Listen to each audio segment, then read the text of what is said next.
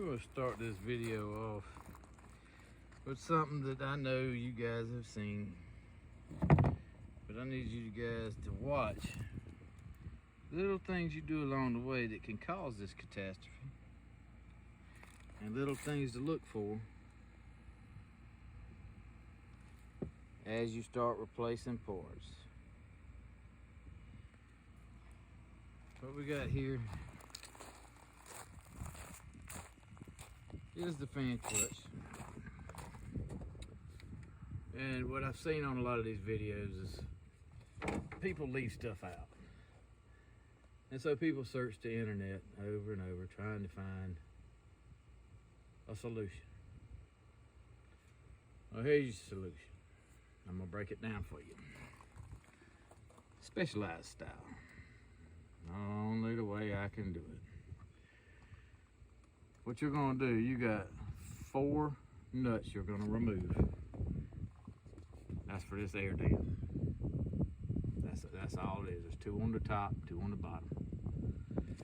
I'm not gonna go through all the steps to show you guys this stuff because I'm sure you're familiar with your truck. And I'm gonna rewind for just a minute and explain to you guys what happened. If you notice, that alternator looks fairly new. As I was traveling down I-95, I had 2 batteries discharged on me about 120 miles from home.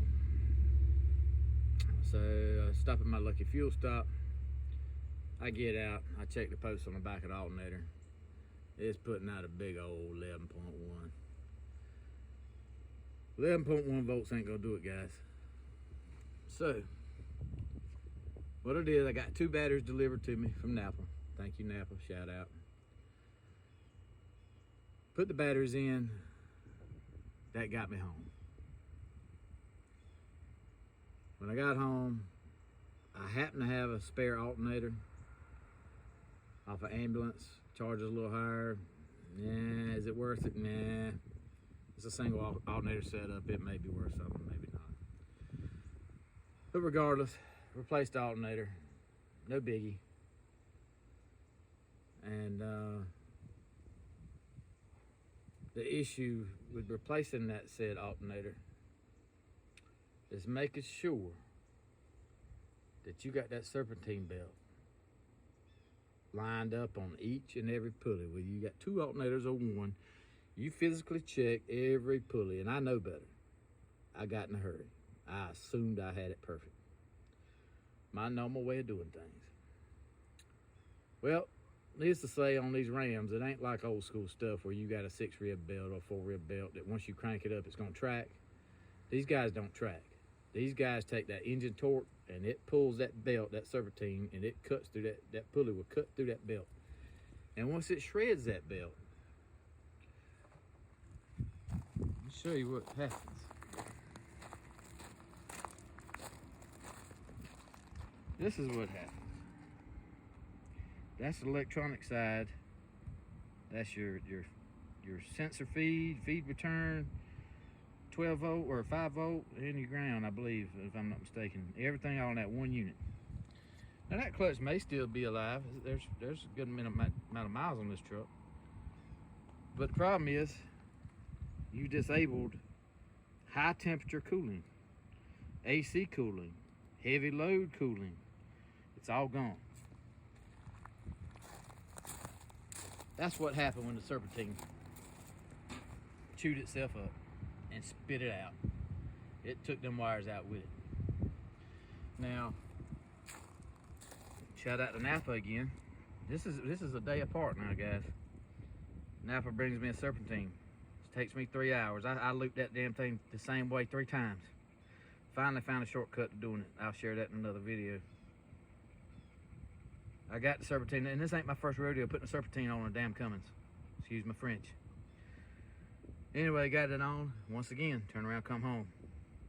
Because this guy has to be fixed. There's no hauling without my high-speed fan. It's not mechanical, you're not gonna get it. So you can get to wherever you're trying to go as long as you keep the RPMs at a lower spot. and you can keep your engine at 96 degree heat.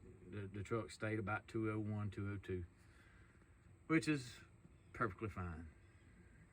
And needless to say, I got it home, tore it apart. I got the only clutch fan within 150 miles. I got my hands on it yesterday. Today is Thursday, the 5th, I think, 7th of September. Got the clutch fan. Well, nobody had the fan blades, which, as I showed you in the beginning, I'll show you once again.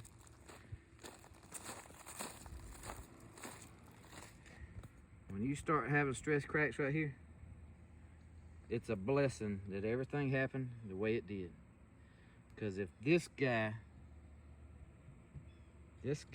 blows apart, it's like a bomb going off. It takes out the radiator, the power steering lines, puts a big dent in the hood. It takes everything out when it goes out. So, to get my hands on one, no CDJR within 200 miles had one. Their main warehouse had them. Also the same main warehouse for AutoZone, O'Reilly's, and Advance, if I'm not mistaken. They had one, which was in Atlanta, but it took a day to get. So down again, got the fan in, picked it up today, put everything back together, whoop-de-doo. And I decided to make this video because I started counting bolts. There's not that many, guys. Don't let it whip you. And do not, I repeat, do not do like the internet and waste your money on one of those spanner tools to hold a pulley, or one of these wrenches here that's gonna spread whenever you start beating on it.